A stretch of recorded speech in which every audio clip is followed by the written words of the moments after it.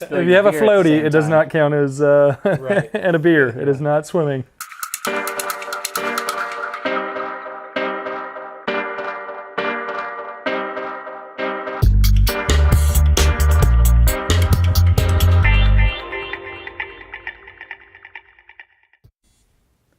What's up, folks? Welcome to another episode of Coaches on couches. Being Slouches. Slouching. Yep. We have a non-slouch today, Non-sloucher. Mr. Sometimes. Greg Littlehead Rohde. We were just talking about the size of his head here a second ago. Yeah. Have to wear youth hats. Youth hats. Youth cat man. We'll get to Greg in just a second, but first, shout-outs. Love shout-outs. All right. Who you got, Dale? Well, I got to go first with Cindy Clark. She ended up getting her Cat 3 upgrade. Cat 3 Excellent. Women, Oh, yeah. USA Cycling. Excellent. She's been Upgrade. putting in a lot of work this year for sure. Working hard. Coming off her injury, so that's good to see. Yep. Pretty good, pretty solid season. She's definitely done the work, so she deserves it for sure. And then we'll move on. We'll say Philip Young, the Machine. Philip's Yeah. been on the shout-outs quite a bit. Yes. And Tony Gambrell. Gambrell, shout-outs for the same reason here. Both of them are competing over at Worlds in Australia. They're roughing it on the Gold Coast. Both of them had the draft legal sprint try. I guess it happened, middle of the night last night? Which I go to bed way too early, so I didn't catch results until this morning. But both solid showing for both of them. Yeah, I caught the swim. That's about as far as I made it. Having to get up at 5 o'clock this morning to do a bike fit. Party animal. 9:45. Looking at that. Yeah. But Philip also was top 50. That's right. Yesterday, 2 days ago. Yeah. In the Open Aquathon, and we think he was first American in his age group. So solid. He actually ran. This is the second time he's run a sub 20 5K in a multisport event. So that's Excellent. pretty That's solid. huge. Yeah. Solid run for him. Definitely. Couple more shout outs from Worlds since it's happening. We got our pal Kirsten Sass. Sassafrassa. Yep. The Assassinator took another world championship title in the draft legal sprint try. Beast mode. And then also our buddy Todd Buckingham, who we kind of met. Greg and I met him up in at Nationals. Yeah. He's on Team EMJ and super fast dude. I think he was second overall in Nationals in the sprint. Yeah, he was. Yeah, he second was. overall. I think so. Yeah. And he went. Was he top 10 in the sprint Worlds? I don't know if he was. He was close, I think. Yeah. If he wasn't, he was close, I think. I looked earlier. I think he was 7th. Was he 7th? Excellent. But first age group. Still, Yeah, but for his age he group. went under an hour. That's nuts. So that's pretty quick. And then an old Wayne Fong. Wayne Fong took another World Championships at the ripe old age of 86. No excuses, Dude's folks. never stopping. No excuses. He's never going to stop. 86 years young. Yeah. Cool. That's what we You got got. any shout-outs? No. Any last-second shout-outs here? No. I watched Philip and Todd. I was watching the results on my phone, so I was pretty happy about that. Yeah, I think Excited. I think the U.S. took 6 total age group World Championships in the sprint. So Yeah. off to a good start. Huge. So we're going to talk today to Greg Rohde. Roadie. Roadie. I'm a roadie. Which is roadie. a better name for a road cyclist than a triathlete, to be honest. But we'll give it to you. So Yeah. Greg is this is his first full season in triathlon, and we want to just kind of talk to him and get an idea from a newbie how the season went, some of the things that maybe he wasn't mentally, physically prepared for, and get some tips from Greg himself about to help people who are thinking about jumping into triathlon. So real quick, Greg, give everybody an idea of kind of your life scenario, work, family, all that kind of stuff, things that you do outside of triathlon. Sure. So, I work a full-time job. My wife's actually in PA school right now, which I'll get to that probably later on. Shout out Devin. Yeah, she's doing great, about 8 months in. So about to start her clinicals, so that's good. But it makes it so that I take care of a lot more stuff probably around the house. Not that I have kids or anything to really worry about, but just I enjoy tinkering around with cars, motorcycles. Greg's building a really cool cafe racer. I just saw the Instagram photo, I think, from today. Yeah, check it out if you want. That thing's awesome. Yeah, it's going to go up missing. Yeah. Where'd it go? I'm going to go for a spin. So work, wife, hobbies, and triathlon. So Yeah. it's not like you're a college kid who goes to school No. for 2 hours on a Wednesday and has an abundant amount of time to go and train. No, it's not. Kind of one of the hurdles of it is, you want to put in so much time into your training Yeah. and all that, but you still have responsibilities, in the Yeah. house to, with my wife in school. I cook dinner quite a bit of the time, or, I prep my lunches, or, do whatever. Yeah. My off day is like spent doing yard work and Playing stuff catch in the up. summer. Yeah. So, it turns into not really an off day, it's a constant go. Yeah, gotcha. Probably not uncommon for a lot of folks. Folks, really. Yeah.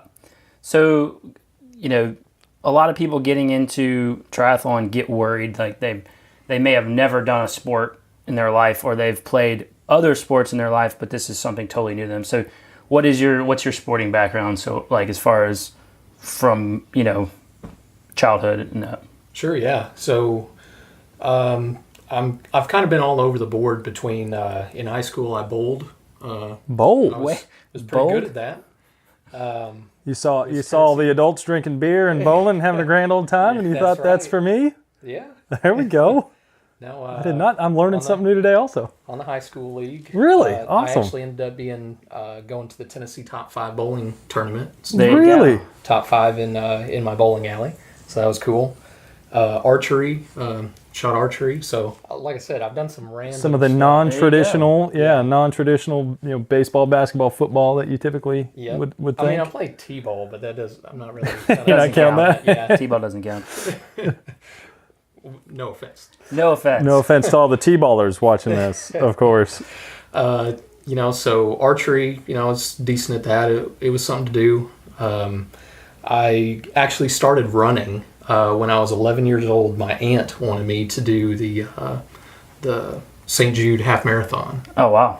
and I think it was one of the first years that it was actually going locally. Adding that. Okay. Oh, nice. And so I did that. I kind of slacked off on the training and just suffered my way through it. 11 years old. and Yeah.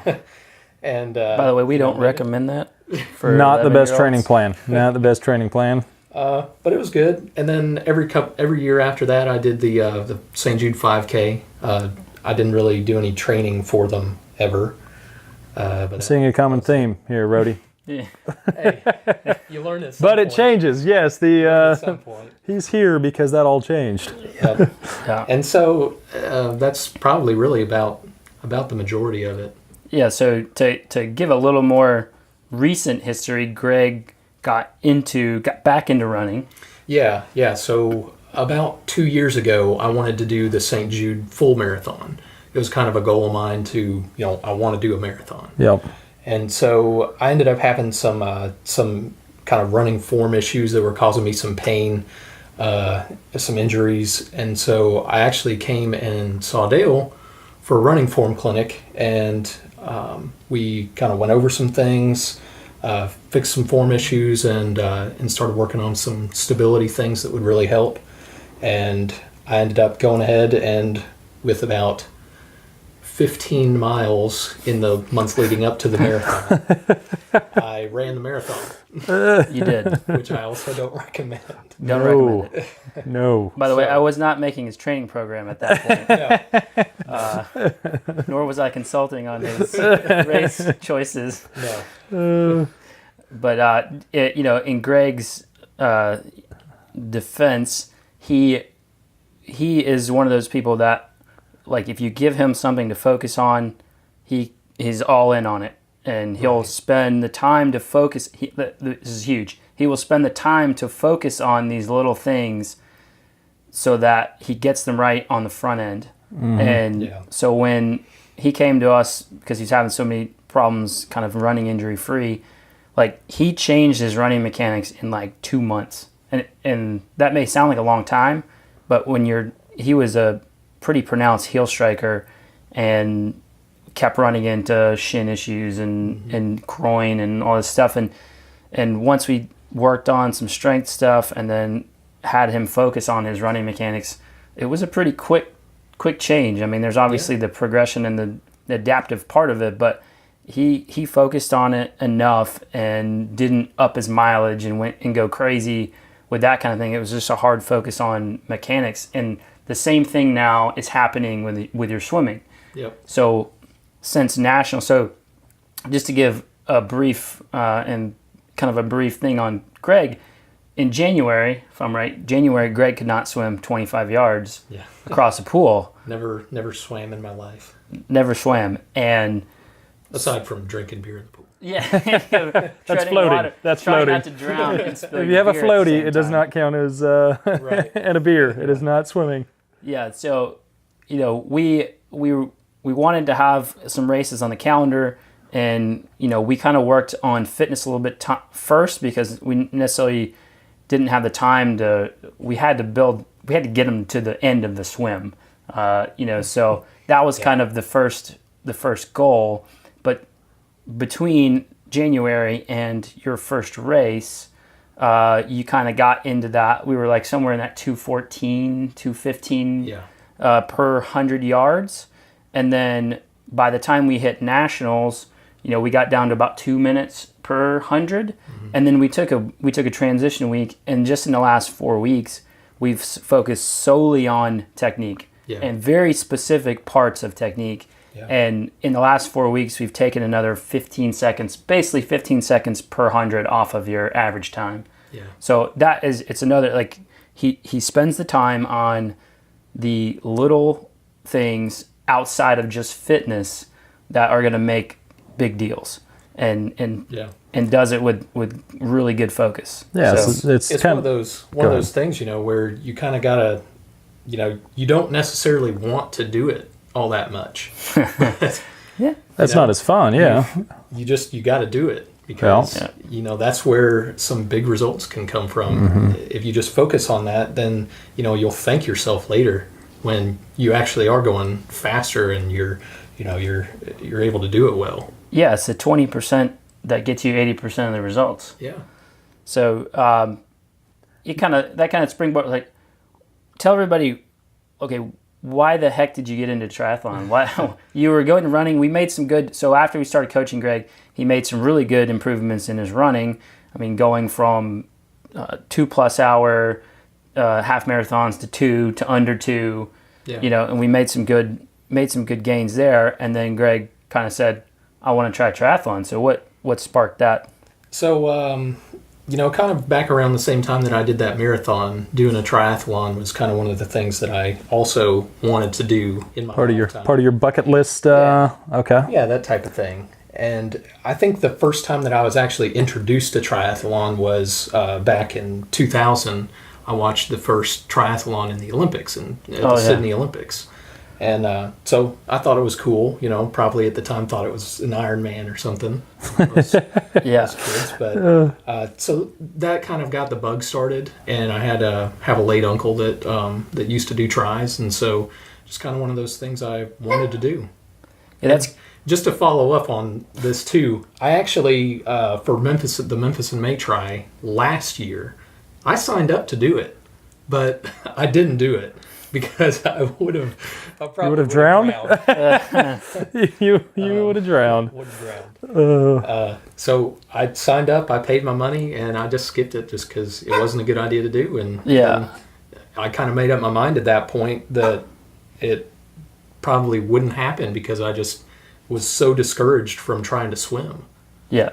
Well, that's something I think that probably prevents a lot of people from diving into triathlon in the first place. So, take you, for example, you started where you couldn't swim 25 yards. You skipped a race that you'd signed up for because you were worried about the swim. What kind of got you over that hump?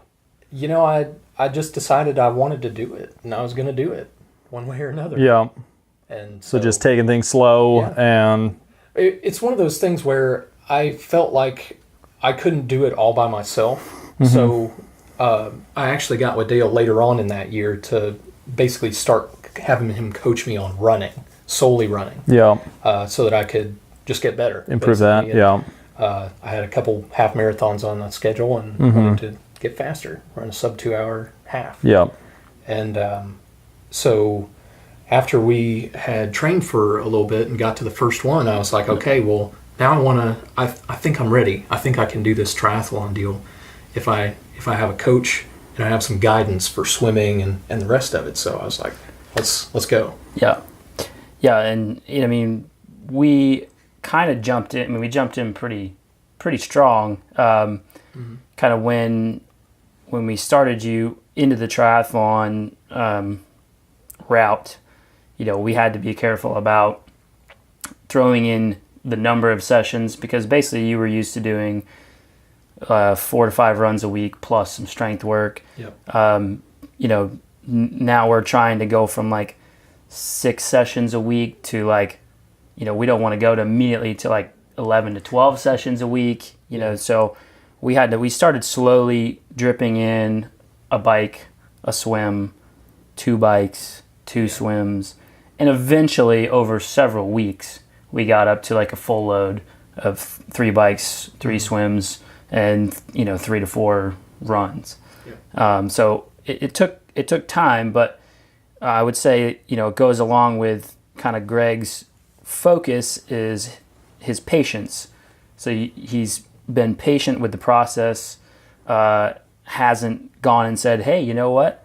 I've done a sprint try. I want to do an Ironman. Like he's been super patient, and he's made massive improvements because of his patience and his focus to the little things, developing speed, developing good technique, developing strength. I mean, all that kind of stuff. Yeah, when you're patient, you have time to focus on those fundamentals that will make you that much faster down the road. I think so many people dive into it and they're like, they choose this big giant lofty goal that's 3 months away. I'm a big fan of people choosing lofty goals, but if you don't have the time to properly incorporate stuff and to take those skills days and work on the fundamentals, long term, you may get through that race, but long term, you're going to be better off being more patient with the process, choosing a sprint triathlon before you choose an Ironman, and give yourself time to learn how to be a triathlete, and that's something that you've definitely done. Yeah, so let's recap a little recap. Short, we'll keep it short. Recap of the your very first tri experience. Yeah. People usually have great fondness for the open water swim. I was drowned in my first one. Yeah, exactly. Actually, I don't think I did too bad at the swim on the first one. I didn't stop. It was the longest I'd ever swam straight. I would say that probably out of that first try, that was the biggest win for me, was just, I can do this swimming thing. Yeah. And then getting out of that, the bike ride, in a very short time, I felt like I was pretty proficient at biking for a triathlete or like aspiring triathlete or anything. So I felt like the bike went really well. But I also, in that Memphis in May try, it got hot by the time the run rolled around, and I burned myself up on the bike. And so, that's because you were so excited you didn't drown in the swim. I know. You're all jacked up coming on the bike. And so the run kind of fell apart. Probably one of the slowest 5Ks that I've run in a long time, but it happens. It's the first one. Yeah, it's just you have to get experience, and the first one never goes as good as you hope or think. Right. It's just like doing an experienced person doing an Ironman. There's still unknowns. There's always gonna be unknowns. Doesn't matter how long or short you go. When you haven't done something before, there's going to be unexpecteds and unknowns. And I can give you as a coach, I can give you an idea of what might happen. But there's a lot of uncontrollables out there. Yeah. And the heat is one of them. And that's something that we know pretty well around here. So yeah. And humidity. Yeah. And just learning, like, the more you race, the more you learn what your body is capable of. Right. You learn when you've gone out too hard, and you try to not make that mistake again. So the more you can race, it's totally different. You know, you may go out and do all the hard bricks you want to try to simulate a race, but until you get in that transition with all the people and other racers and the cheering and the adrenaline, you get out there and the adrenaline eventually wears off and you realize, well, crap, I've gone way too hard. But that's a learning experience and something that you're better able to cope with it the next time. So that's actually one of the neat things about Tri is, you know, you come back to the same spot a couple times. And so you get to see people more times than you would in a run to have them cheering you on or whatever. So that's one neat thing about it, you know. I mean, one of the big draws that I always tell people who are considering getting into triathlon is that the atmosphere of a tri is very positive, very, you know, high energy. Sure. Yeah. Like this, I always say it's the only sport in the world where the last finisher gets more cheering than the winners. Yeah. Oh yeah, for sure. You know, and it's just, you know, people are out there genuinely happy to be there, excited, you know, so it really is an amazing sport and community to get into. Yeah. So fast forward, we decided that we're just going to go and stick with sprint racing this year, but why not go do a national championship level event?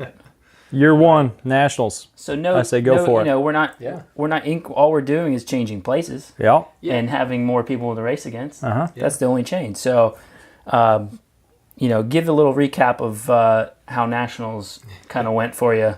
Yeah. The unexpected and things like that. Yeah, so I mean, it was awesome being able to like get together with a group of guys that I had, you know, met here locally from races, some that I've trained with, you know, some like Dale, you know, coach, just having a good time going out there, you know, building some rapport with your friends and, you know, getting to be a part of the community probably in a way that I wouldn't have if I hadn't gone. So that was the first really, really cool thing about it, you know. But as far as experience goes, so I wasn't racing the Olympic, which was the first day. And so there was a little bit of a scare with the water going into it. They had a issue in Lake Erie with some waste being dispersed into the water. That was before the race. We weren't even sure if we were going to be able to get in the water. Right. We're thinking Dale may have sabotaged so he didn't have to do the swim. Yeah. Not confirmed yet, but I think old Coach Dale. Allegedly.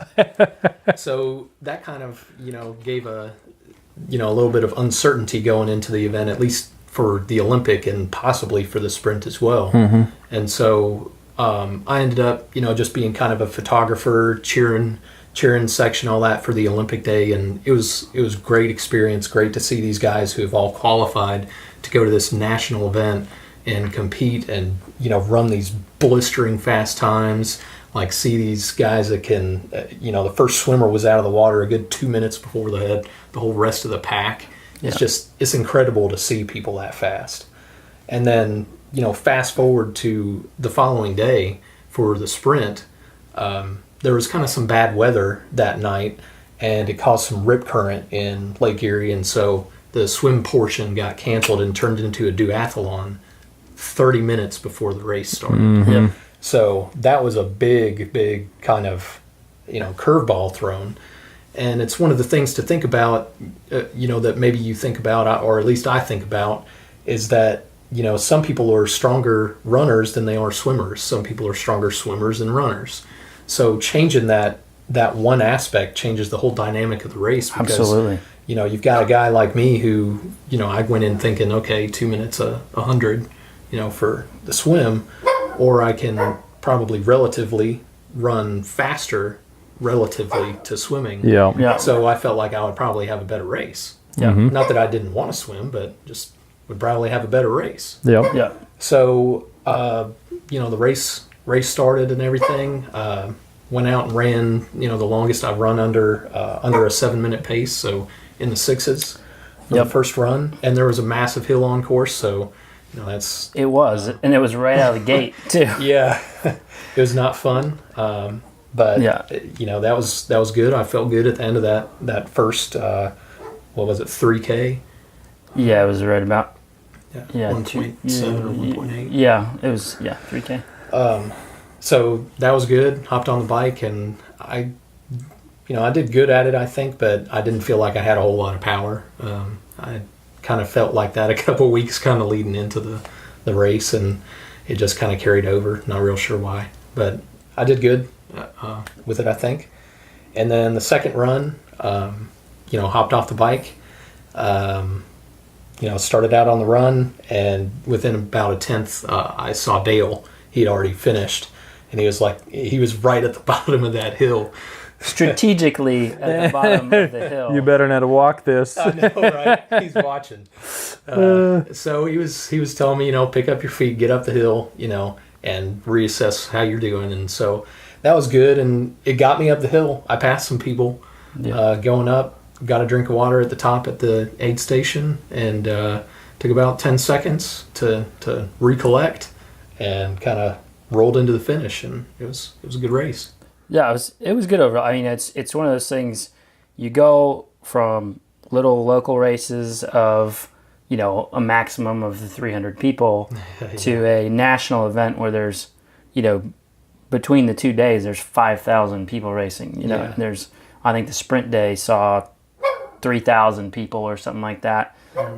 So yeah, I mean, it's huge, and your age group is as big as bigger than a local, most local events. So, and the competition is always that 20 to 24, 25, 29, and 30, 34. They all have these racers.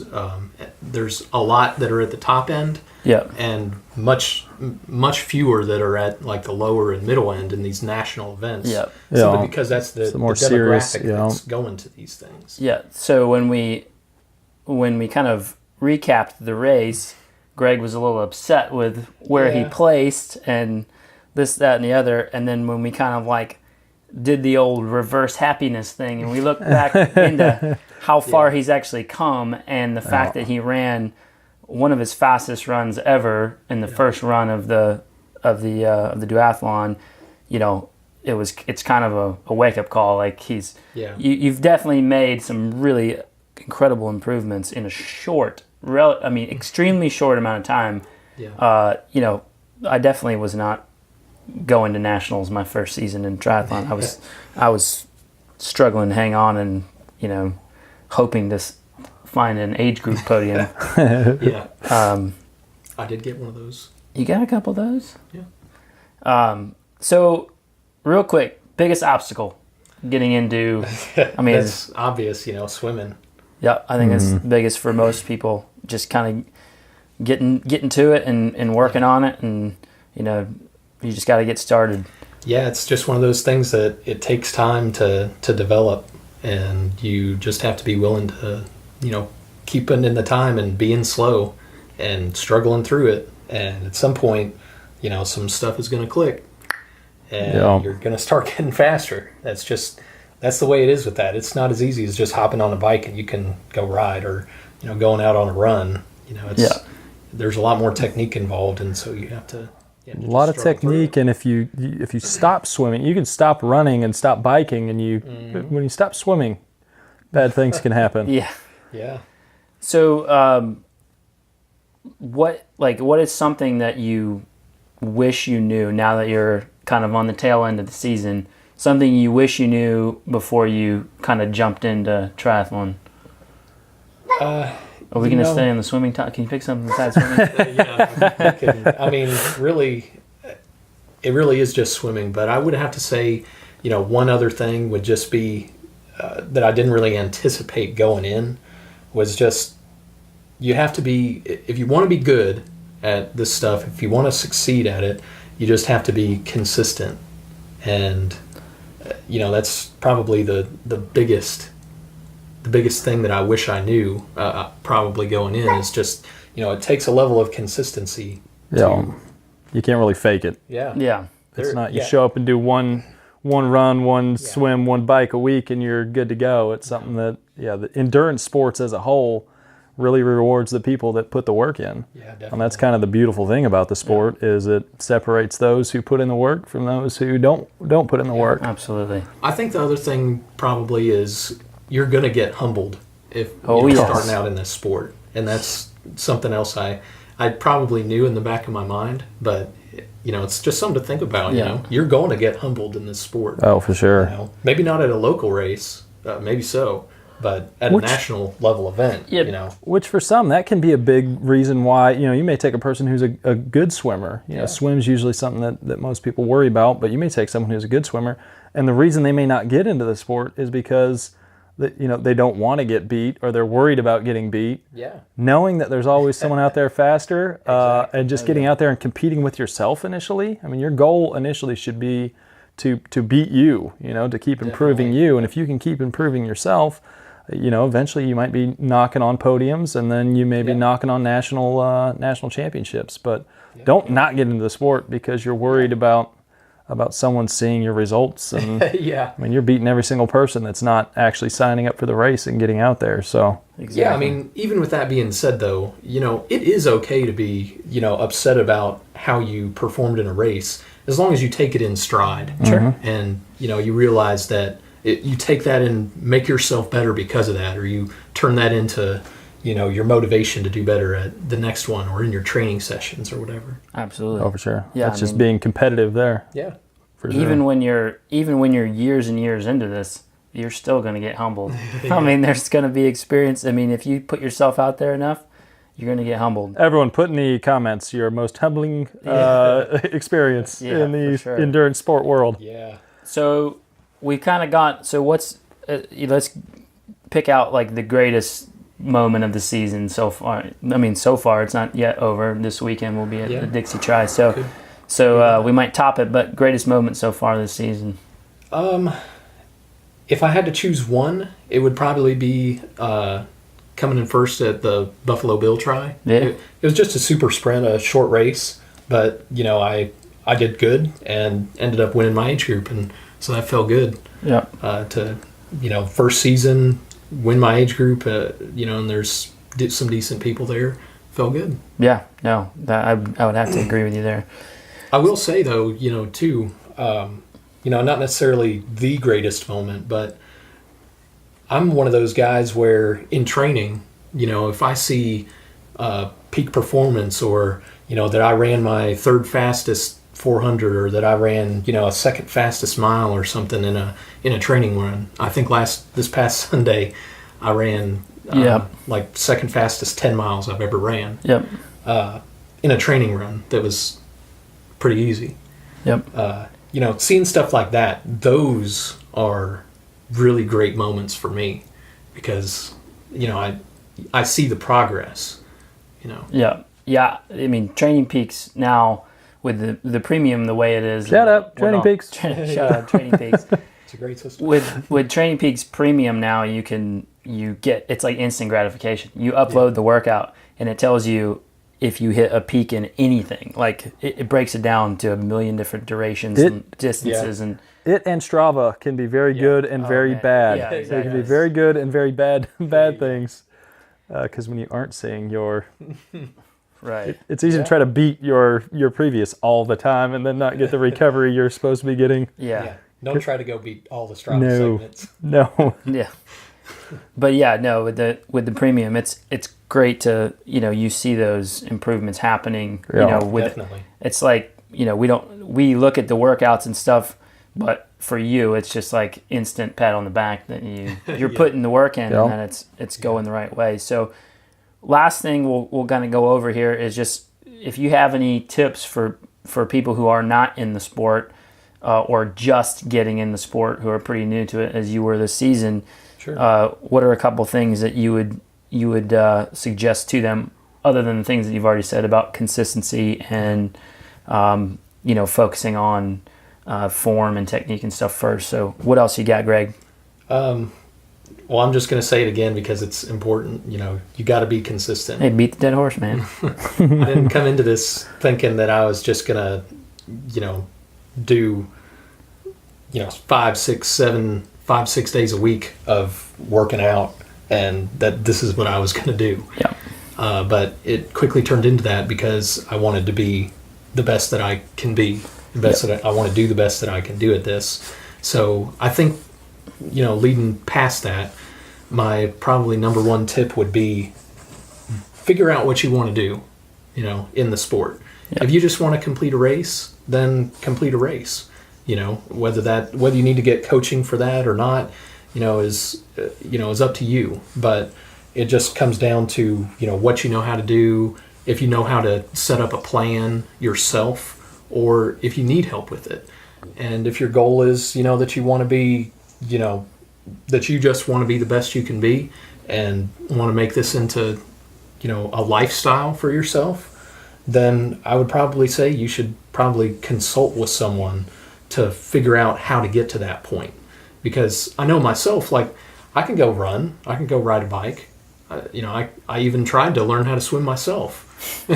But at the end of the day, if you don't know what you're doing, you're not going to get anywhere, and it's just going to frustrate you and turn you away. So, number one tip would be just, find somebody, even if it's just one consult.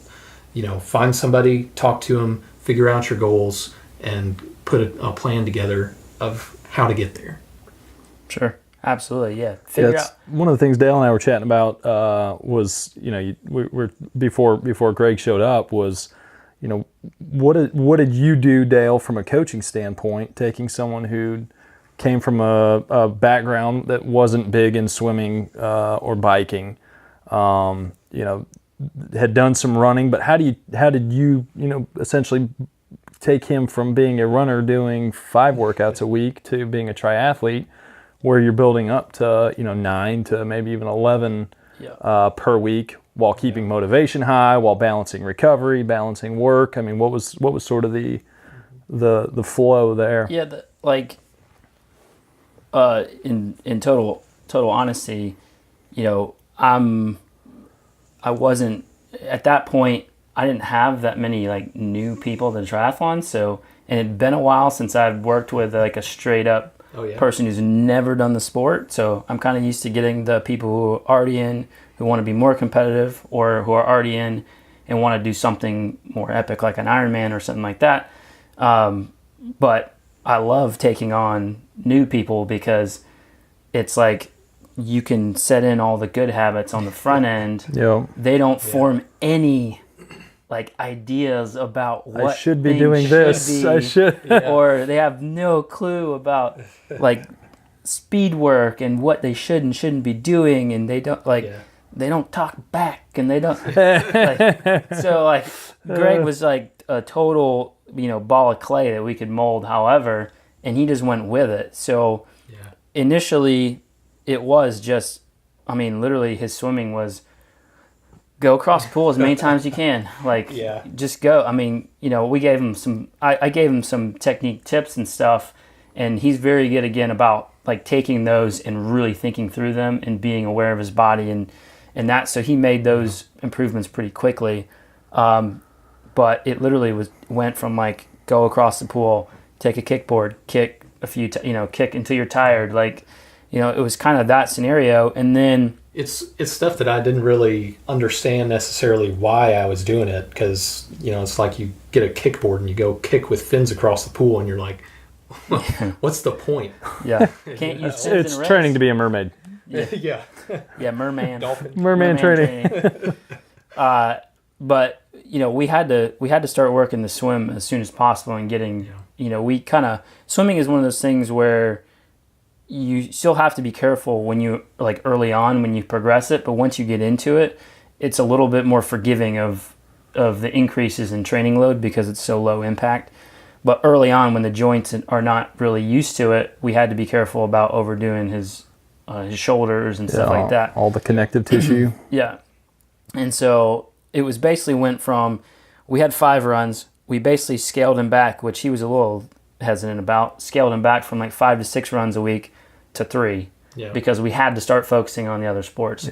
So we went from doing all this volume in the run to half of it, and then putting in the bikes and the runs 1 and 2 at a time, and then one extra bike. 2 weeks later we added a bike. A week later we added an extra swim.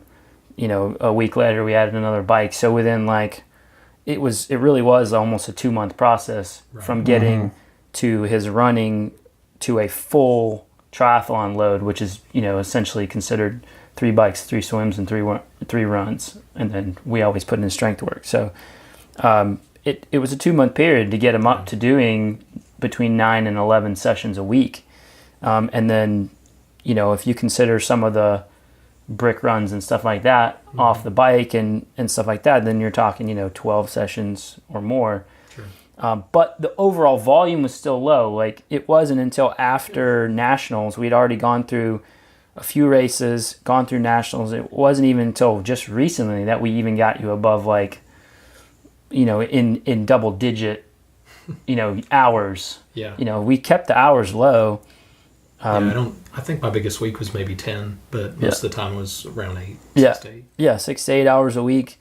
And then now that we've gone past all that, and we're kind of looking ahead now, where you're used to doing multiple sessions, the scheduling, we figured that out, and now we are actually loading him up, and he's doing pretty high volume right now, just to increase that base, overall base. Not something that everybody would be doing, but in Greg's case, he's looking to get more competitive. We don't have anything on the schedule to really impede us from trying things. Yeah, no real A races. Yeah, so we can overload him without worry.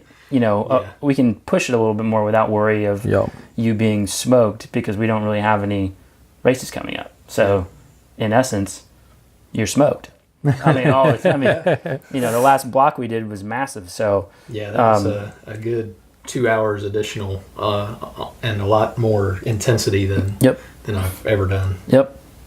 So it's just progressing the number of sessions that you're doing a week, and then once you kind of get to that full load, now you can start adding volume to those sessions. Yeah. And that's really that's the easiest way to break it down if you're like a one sport athlete looking to get into multisport. Yep.